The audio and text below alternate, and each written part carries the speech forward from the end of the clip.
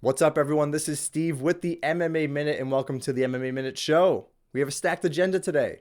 First, I'll announce the Jackpot Giveaway, then a quick recap of last week, UFC Mexico, a few segments, and then followed by my picks and predictions for UFC Vegas 87, and then as always, fan questions to end the show. Timestamps are going to be below in the description if you want to skip around. Otherwise, let's get started. So the Jackpot Giveaway. Right now, it's up to $25. Here's how to win. If you can guess how many significant strikes will be landed in the first two rounds of Rozenstruik versus Gaziev, you'll win the giveaway. If no one gets it right, the jackpot will keep carrying over week after week until someone wins. And then every week there's no winner. I'll just keep adding, $10, $20 to the pot to keep building it up. So let me know in the comments below. How many total combined significant strikes will we see between Rozenstruik and Gaziev in the first two rounds?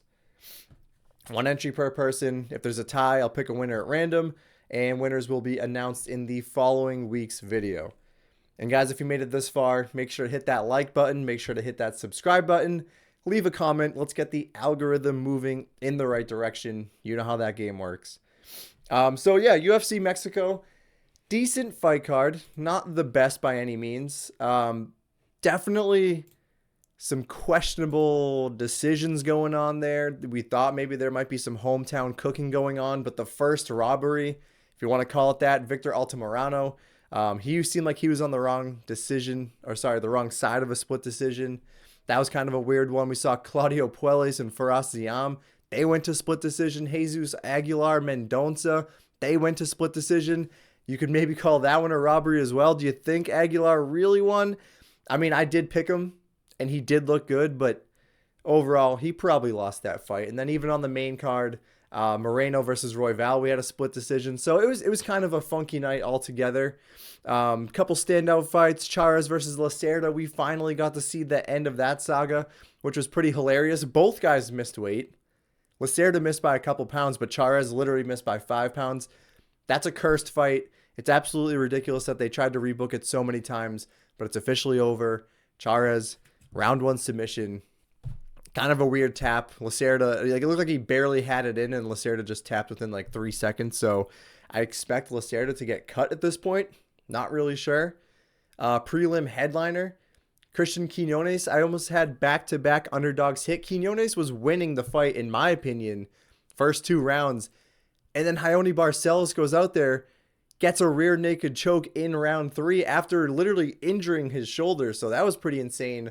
Like I said before, I'm a huge Raoni Barcelos fan, so it's just good to see him getting another win. He's 36 years old. I thought he was losing that fight. That was a fun one. Main card, Manuel Torres kind of showed out. He's definitely a lightweight you want to keep an eye on. Daniel Zellhuber probably dropped the first round to Francisco Prado, but he absolutely bounced back. He looks like a problem at lightweight. Yasmin Uruguay. How many women's MMA fighters are actually going out there and just completely dominating? She clearly has a very high level skill set, especially on the feet, strong takedown defense. The boxing is there, the striking's there, the volume's there, the cardio's there. It just feels like 90% of women's MMA is if there was a Madden rating, right? For every fighter, 90% is 70 and below in women's MMA. And then there's that top echelon of 10% that is elite or at least high level. And I feel like Uruguay is trending in that direction. So that was kind of cool to see her on there. Ortega, crazy win on his end. I mean, Yair literally almost finished the fight in round 1, but dude, what do we do with Yair Rodriguez? He was an interim champ, right? He was the interim champ at 145. The dude is kind of soft. He's kind of soft. If you're the one that's being aggressive, if he's working off of his back foot, if you're working in the wrestling, he's kind of a dead fish on the mat. Sometimes he does show a couple sub threats, but I mean, he can definitely be controlled on the mat, and Ortega just dominated him. And as soon as he takes a big punch, I mean, it looks like he kind of gives up a little bit. So massive win for Ortega. Bad loss for Yair. 145. Is that the number 1 contender spot right there? Is Ortega just going to go out there and fight Topuria, even though Topuria said neither guy deserves a title shot? I don't know. I guess we'll find out. And then the main event, dude, Brandon Moreno, did he just forget how to fight? What happened? Was it the elevation? Is it like age catching up to him? Is the wear and tear finally catching up to him? I was so confident that he was going to win that fight. And I thought Royval, if he was going to win it, it had to be a finish. But he pretty much, it was a split decision, but it really felt like Royval won that fight, if I'm being honest. It was split, but Royval definitely won that fight. And it just didn't look like the same Brandon Moreno that I remember, man. There was just lower volume, lack of urgency. Maybe he had an injury. Maybe there was something going on behind the scenes that we don't really know about. Maybe it'll come out in the next couple days or so. But the dude just did not look like prime Brandon Moreno. And he's only, 30 years old. So I was expecting a lot more from him. And he goes out there and he loses to Brandon Royval. And now it's who's getting the title shot next to 125. They're not going to run Royval and Pantoja back, right? That can't happen. So it'll be interesting to see what happens there. Not a lot of segments to go off of. We're just going to do a quick buy, sell, hold. I already talked about a couple of these guys. Yargway, I think you're definitely buying her. You got to buy the stock now. I think they're going to pad the record a little bit. Maybe throw her 2 or 3 more easy fights. Build up the name. Build up the hype. So I'm definitely buying there. Brian Ortega, are you buying in on the Brian Ortega win? The comeback win over one of the division's best. I certainly counted him out, especially before the fight. I just didn't think he had anything left to give anymore. 33 years old, battling injuries, inactive. Nah, dude, Brian Ortega's an absolute dog. But am I buying the performance? Nah, I'm going to hold. I'm going to go with the hold here. I'm definitely not selling, but I'm not confident in buying because you beat Yair. There's only like 2 guys ahead of you that you're probably going to fight. Max Holloway rematch? ? And if not, maybe he just goes and fights Topuria, and I don't think that's going to go great for him. So we're going to hold Brian Ortega. Kind of the same deal with Brandon Royval. Like, do I think he took massive leaps and bounds forward in this fight and he looks like a completely new version of himself? No, that's not really my takeaway. Kind of in the same boat. You just beat Brandon Moreno. You just fought for a belt. Like, what is next for you? It's hard to go up from this position. So I'm going to hold on Brandon Royval. And Brandon Moreno, man, is it time to sell? Is it time to sell on Brandon Moreno? The flyweight? Has he seen, the best of his career a couple of fights ago in the Figgy quadrilogy? Was that the prime Moreno and now he's on a skid? I don't know, man. Maybe he goes up to 135. Pretty tall guy, 5'10", 5'11". He could definitely fill out 135, but might be selling on Brandon Moreno. So let me know what you guys think. In terms of what's trending, I'm Ron Burgundy, and this is what's happening in your world tonight. Not a lot of news going on, man. It just feels like UFC 299, UFC 300. Those are the next 2 pay-per-views. That's what's on everybody's mind, in my opinion at least. There's really no news floating around. They did just say that UFC 306 in September is going to be at the Sphere in Vegas. The Sphere, if you haven't seen it yet, look it up. It is super trippy. I don't know if I'd really want to go there to watch anything, fights, concert, doesn't matter. I feel like that's going to be absolutely insane. I don't know how they're going to do the broadcast and everything. The production's going to be pretty crazy. So I'm definitely looking forward to it. UFC 306, that should be pretty cool. But yeah, outside of that, not much news going on. So why don't we just do some sponsors and then we'll just get right into the picks. We'll just jump right into UFC Vegas 87. But before that, the sponsors, WeWantPicks.com. Promo code MINUTE for 3 days of free access. If you guys are looking to bet on this weekend's fight or literally any weekend coming up, you got to check out WeWantPicks.com. They absolutely dominate. Angelo, Jacob, the 2 head honchos over there, they are just grinding it out, doing the research, giving you positive units pretty much week in and week out. And then you get access to the line movement tracker, DFS lineup optimizer. There's just so much, and it's $10 a month. You cannot beat that value. So again, WeWantPicks.com, promo code MINUTE, 3 days of free access. You also want to check out OddsJam. Again, for betting purposes, you'll get 35% off and a free week trial if you use promo code MINUTE. Those guys are very, very data-driven, right? So they will look at 30 different sports books and tell you that, you might see minus 150 over here. You might see minus 110 over here. They are shopping you the best deal. If you're into arbitrage betting, they're huge into that. They have a really cool tool for that. So make sure to check out OddsJam as well. All of these links are going to be in the description below. Fan questions. I'm always looking for fan questions. Leave a comment DM me on any social media platform. I'll leave a number below if you guys want to leave a voicemail. I think that's the best way to actually leave a fan question. So leave a voicemail, send me a text, shoot me DM, leave a comment, whatever you want to do. More fan questions.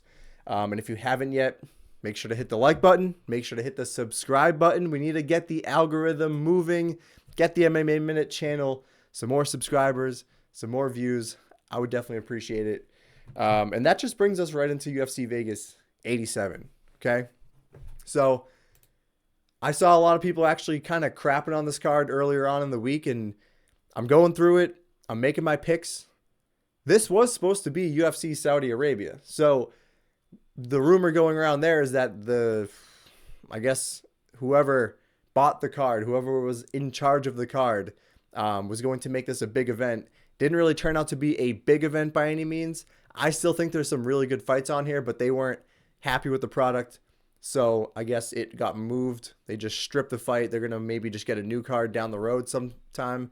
And then they're just moving this to the Apex. We're back in the Apex. Who doesn't love the Apex? Let's be honest. And this is a weird start time as well. You're getting a 1:30 prelim start time. You're getting a 4 p.m. main card start time. So that's definitely something you want to note. Make sure to tune in early for these fights. And that's Eastern Standard Time. That's how I look at it. That's how I watch it. I'm in the Boston area. So the way that I usually do this, guys, main card picks first. I'll do a pretty good breakdown of each of those fights. And then for the prelims, I'll do more of like a quick picks type of thing. So we'll start from the bottom up to the top on the main card. And they just kind of reshuffled this, so the order just changed. The opener of the main card is Raul Rosas Jr. taking on Ricky Turcios. This fight was supposed to happen last week at UFC Mexico. Rosas Jr. apparently came down with an illness last second, last minute, pulled out of the fight. That sucked. The people were going to go absolutely nuts, and it just feels weird that they're already turning around and booking this just 1 week later. I'm not saying he was lying. It just feels like there was maybe something else going on. All the stars aligned. Raul Rosas Jr., UFC Mexico, the 19-year-old stud, and instead it's getting moved to the Apex card. Kind of a bummer, and I already broke this down last weekend. The only thing I'm going to say is I'm still going to back Rosas Jr. Last weekend I had him to win by submission. I do think his grappling is very high level. Should be better than Ricky Turcios's, whose takedown defense is pretty questionable. So Rosas Jr. should be able to take him down. Should be able to grapple for 15 minutes if he needs to. The submission threats will be there. Still not impressed with the striking of Rosas Jr. And I'll just say this. If there's one thing, I was pretty decently confident in him last week, but with the illness and potentially something else going on behind the scenes that we don't really know, I can't really commit to any betting advice on Rosas Jr., which I was already hesitant because he's 19 years old. You can't trust him. But with the illness going on his side just a couple days ago, and now this is just going to be a 1 week turnaround, cutting weight again, I don't love it. So I'm taking Rosas Jr. I think he is going to win by decision this time around. Submission threats are still going to be there, but I'm not trusting it. I think that's the safest way to play it, in my opinion. So second fight on the card, cousin Umar Nurmagomedov is taking on Bekzat Almakhan. And I'll be honest, guys, this makes 0 sense. I don't know how this fight is legal. Right now, Umar's minus 1,200. Sorry, I should be breaking this down in a slightly better way. Let me just go over this. Umar Nurmagomedov, as I said, minus 1,200 favorite. 5'8", 27 years old, 69-inch reach. Almakhan, 5'7", 26 years old, and he is plus 700. He's also making his UFC debut, which makes roughly no sense because we had Umar Nurmagomedov, who was literally going to fight Corey Sandhagen in what probably could have been the #1 contender spot. And instead, we're getting a UFC short notice replacement making his debut. Doesn't really make any sense to me. Obviously, the odds are going to run insane here. It's minus 1,200 now. I wouldn't be surprised if we hit 15, maybe 1,600. It could be record breaking because Umar, in my opinion, is the real deal. Every way this fight goes, I think he's going to dominate. I love cousin Umar. I probably think he's a future champ at some point. And it's the dual threat, really. On the feet, you go and watch this guy. Obviously, you see Nurmagomedov. You think he's a wrestler, a pure grappler, just strictly that. But no, this dude has insane striking. And it's really the kicks of this guy, the athleticism of this guy, the flashiness of this guy. We just saw him knock out Raul Barcelos in round 1, which is very tough to do. And right now he's boasting just about a +4 striking differential, positive striking differential, which is insane. And he's averaging over 4 takedowns per 15 minutes. And he has 100% takedown defense. Right now, he has just looked completely perfect in just about every single fight he's had. And he is 16-0 professional record. And he's got 4 wins in the UFC so far. So, yeah, I don't really see it any other way. I don't think Umar is going to get finished. I don't see him losing a decision. This should just be pure domination every which way this goes. His opponent, Bekzat Almakhan, pretty well-rounded, pretty decent prospect. He is Kazakhstani, which we have seen some of these Kazakhstani guys come in here and definitely get a bunch of hype on their names. He is 17-1, but that one loss, I believe, is coming by way of submission. And Umar is going to basically do whatever he wants, but I also assume he's going to go in there and probably grapple. So it makes sense to me to go ahead and take Umar, cousin Umar, of Khabib Nurmagomedov, round 1 submission. And I'm feeling very confident in that, but you just can't bet it. It's pretty much impossible at this point. Next fight, Alex Perez taking on Muhammad Mokaev. I actually think this is a decent fight. Alex Perez, 5'6", 31 years old, 65.5-inch reach. He's plus 250 right now. Muhammad Mokaev, 5'7", only 23 years old. He has the 70-inch reach, and he is minus 310. And I'll just say this. This is my stance right now on Muhammad Mokaev. I think he's overrated. I'm not saying that's a pretty obvious statement, but I do believe he is overrated. In his last fight against Tim Elliott, he was losing. Okay, he was outstruck 30-14. And on the ground, he spent a lot of time on his back. So Tim Elliott did have almost about 3 minutes of control time. Mokaev did have some control time as well, but it seemed like he was losing that fight. And outside of that round 3 submission that he pulled out, yeah, he's probably going to end up losing. So you look at that fight, look at the Jafel Filio fight before that, 16 strikes landed, didn't look all that great against a very low-level opponent. Malcolm Gordon takes him all the way into round 3 before he gets the finish, only landing 21 significant strikes.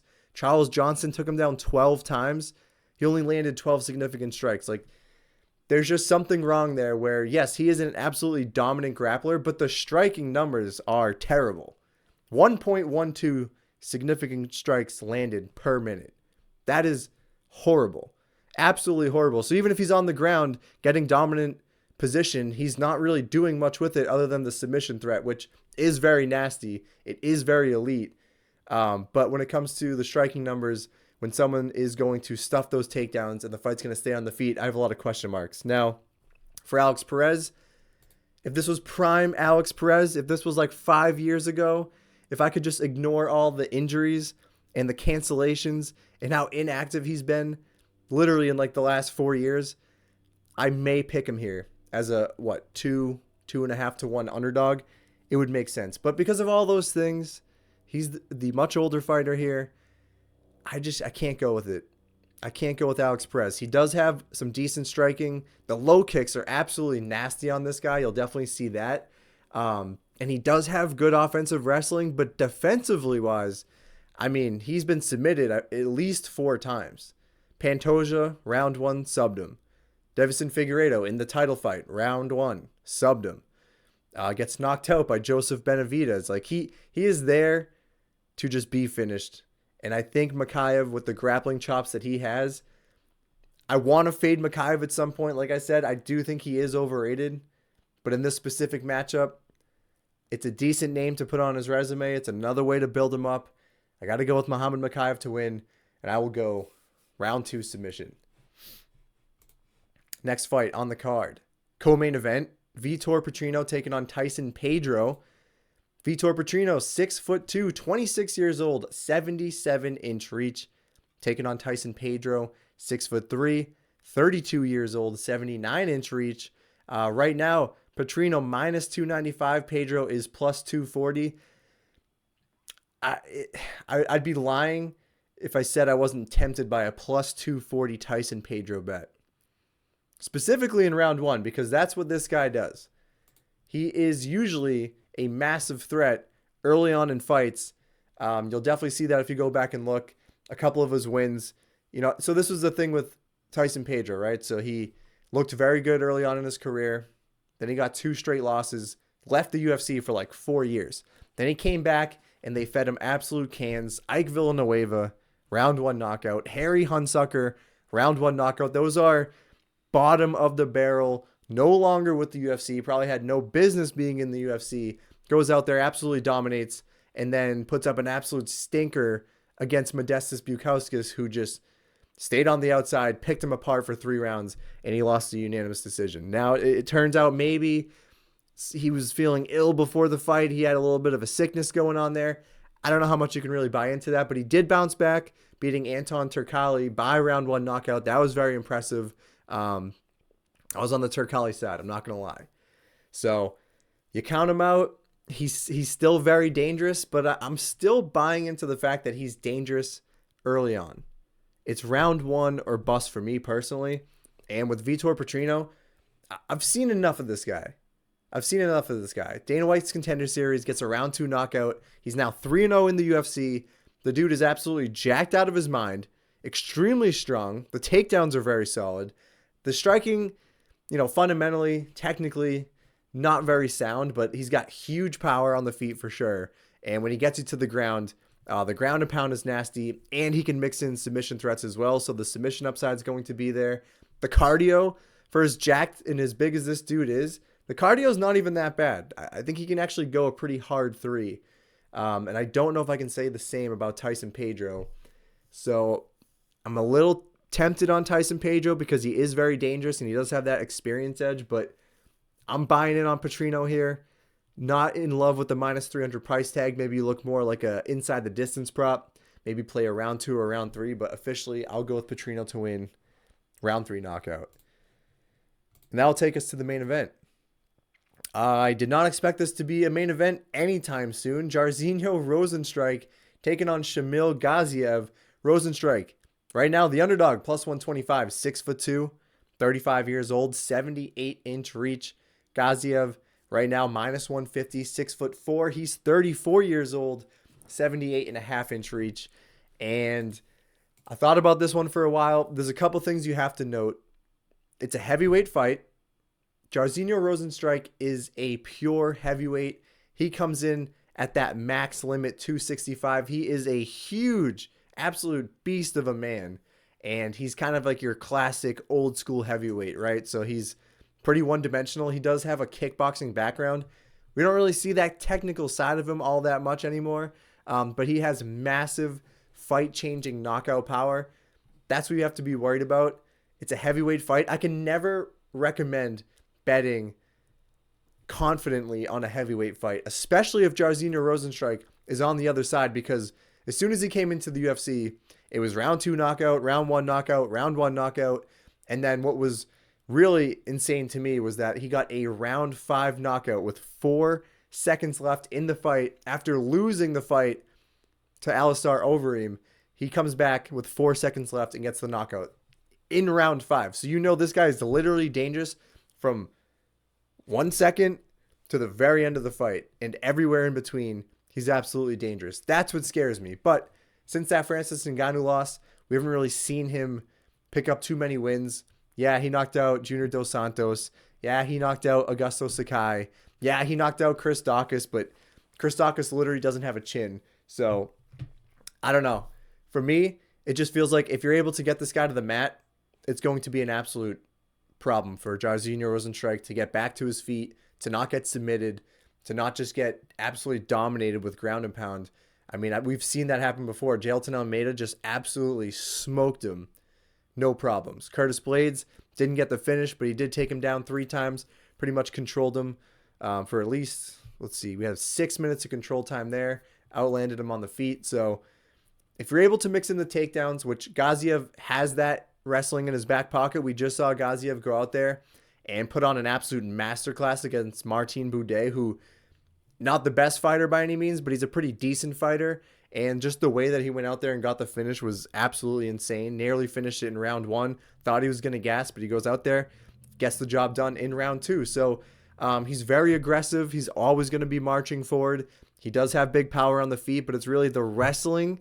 So he's going to have more tools to win the fight. So mixing the wrestling, mixing the big power, the ground and pound's going to be there. He does have submissions on his record as well. So I'm thinking it's going to be Gaziev. I'm thinking it's going to be early. I am going to go with Gaziev round 1. I did originally have submission, but I'm thinking ground and pound's probably going to be the way to go here. So give me Gaziev to win round 1, ground and pound knockout. That's how it's going to go down. They are pushing Gaziev, clearly. Rozenstruik, kind of on his way out of the top 15 at this point. They want Gaziev to come in. He's not young by any means. I just said he's 34 years old. So I think they want to make a quick push to see how far he can go. And I think it's pretty likely he's going to get the job done. But again, heavyweights, you can't be too confident. I feel like if anything, you can always just look to the under. So we'll get into the prelims here. So we have Matt Schnell taking on Steve Erceg. This was on the main card. It looks like they bumped this as the prelim headliner. No problems there. Matt Schnell, plus 255 underdog, 5'8", 34 years old, 70-inch reach. Steve Erceg, he is minus 320, 5'8", 28 years old, 68-inch reach. Am I sold on either guy completely? Obviously, Matt Schnell at this point, he is the older guy. I think we've probably seen the best of him at this point. What is the best of him? I guess you could say it was probably the Sumadarji fight, which was absolutely insane. He gets the brakes beaten off him early.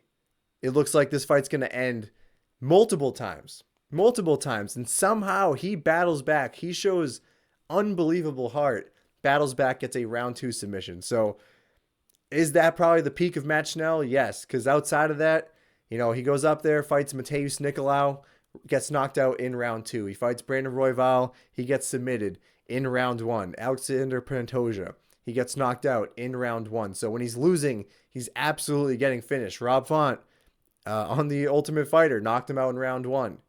Hector Sandoval knocked him out in round 1. Like, he is there to be finished. He does have the heart of a lion. Obviously, Sumadarji fight definitely proved that.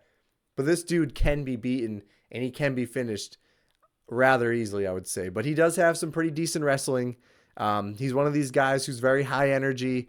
He's going to go to war every time. It's always exciting to watch him fight. Does have a negative striking differential. That probably plays into the war aspect. He just goes in there, guns blazing, and usually pays the price. But he usually puts up a decent fight, at least early on. So, we'll see how that one goes. Steve Erceg, pretty new to the UFC. He did take a fight on short notice against David Dvorak. And I thought David Dvorak was absolutely going to dominate him. Steve Erceg looked very good, taking that fight on very short notice. It sounded like he was going to get a UFC contract eventually, pretty shortly at some point. But he got in this way, which is usually the hardest way to come in. But he got the W, goes out there against Alessandro Costa, puts on another very good performance. He's now in the top 15 rankings. I like what I see. Does he have unbelievable volume? No, but he has very good cardio.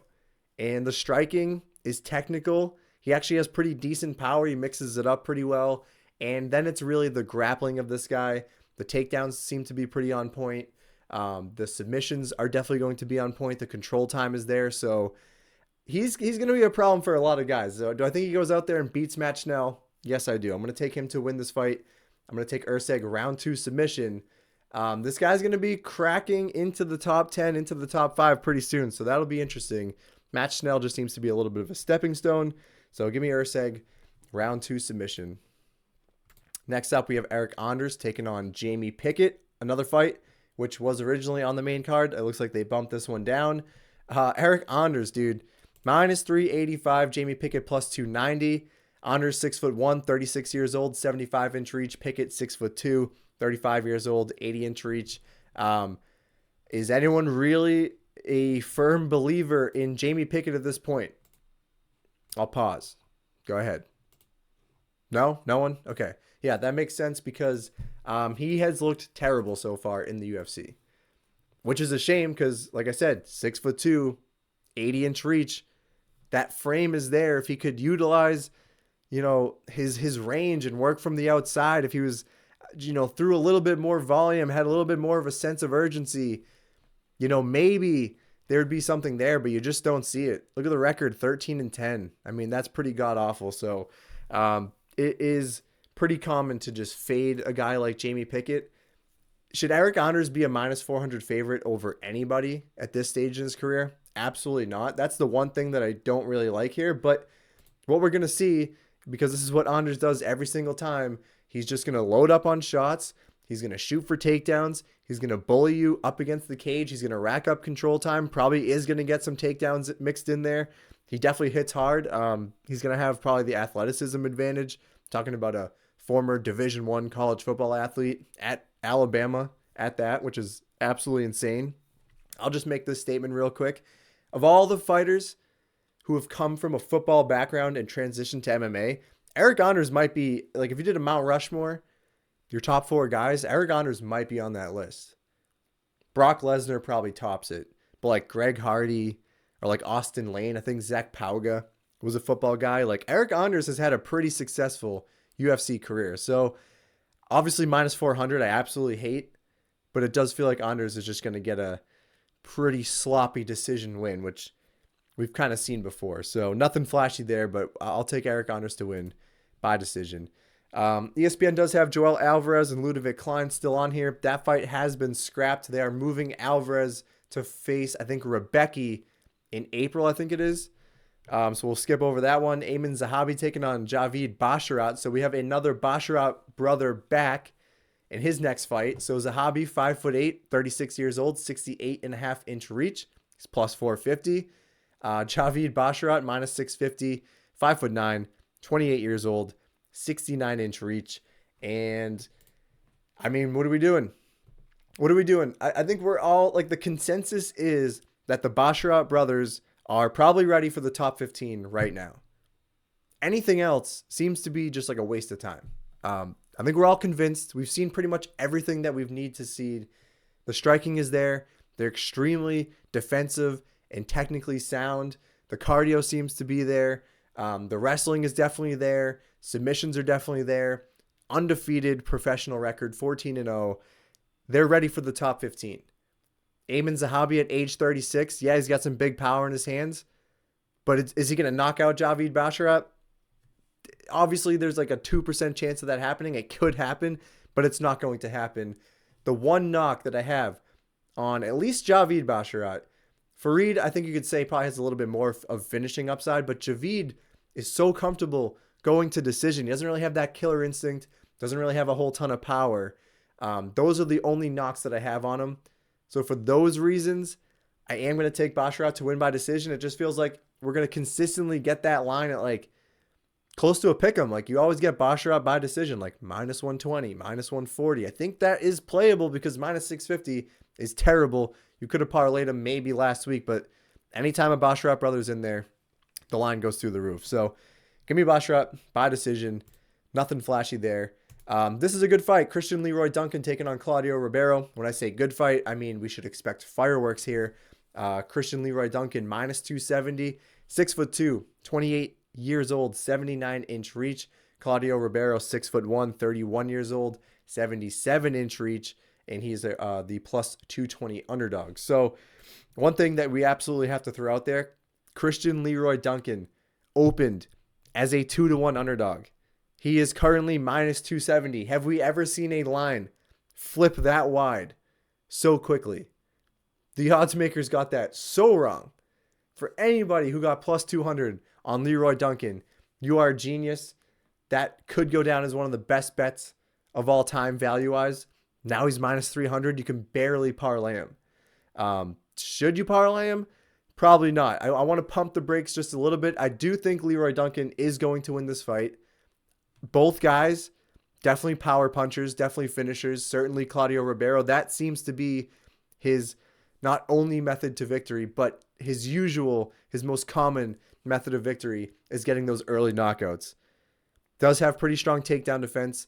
Isn't really going to look to work in any wrestling anytime soon. He's not going to throw a whole bunch of volume, but he does have power. Christian Leroy Duncan, I mean, he's the more athletic of the two guys. he's probably the more versatile striker on the feet for sure. He's definitely going to mix it up. Like I said, the athleticism is certainly there. You're definitely going to see that on display. He throws a lot of flashy spinning attacks, which doesn't really work out when he lost to Armin Petrosian. It's because he was being way too flashy. I think he really was looking for that highlight reel knockout. Didn't get it. He did bounce back with a finish in his last fight, but he's got to just dial it in a little bit more. He's going to be the one that's probably mixing in the grappling, if anyone. He does have a 2-inch reach advantage. He is the younger guy. I do think he has a bigger ceiling. Not in love with minus 300, but Leroy Duncan's going to win this fight, and I'll go round 2 knockout. Couple fights left. Oliveira taking on Yanis Gamori. With Vinicius Oliveira, 5'9", 28 years old, 70-inch reach. Gamori is 5'9", 29 years old, 69-inch reach. They do not have odds out for this one right now on ESPN as I'm looking at it, but I know that Oliveira is the favorite, not by a huge margin. I think he's around like minus 200, and really two very different fighters. I'm not going to say if you've seen one French fighter, you've seen them all, but they tend to have a pretty similar style of fighting, and that's being patient, that's being defensive. You know, you're an accurate striker. You don't really have that massive knockout power. You're not really going to mix in the offensive wrestling, but you generally have strong takedown defense, and you should have pretty good cardio as well. That's kind of the generic model of a French fighter, and Gamori seems to fit that mold. So you have more of the boring guy who's probably not going to get the finish going against Oliveira, who has like a 90% finish rate. That's all he does. He's either knocking you out, or if he can get the fight to the ground, the submissions are definitely going to be there. I don't want to back, like there's definitely part of me that's like, okay, Oliveira, maybe pump the brakes a little bit. He's the young prospect on the come up. I think he's from Dana White's Contender Series, and no one really wants to bet Gamori. Kind of like Faraz Ziam. They have a boring style. No one wants to see that boring decision happen. We want the finish. And I think Oliveira is definitely capable of doing that. I don't think Gamori is high level by any means. He still needs to at least prove that. So I am going to go with the Oliveira side, and I'm going to go with a round 2 knockout. And that brings us to the last fight, the opener on the prelims. Al Sawadi taking on Radzhabov.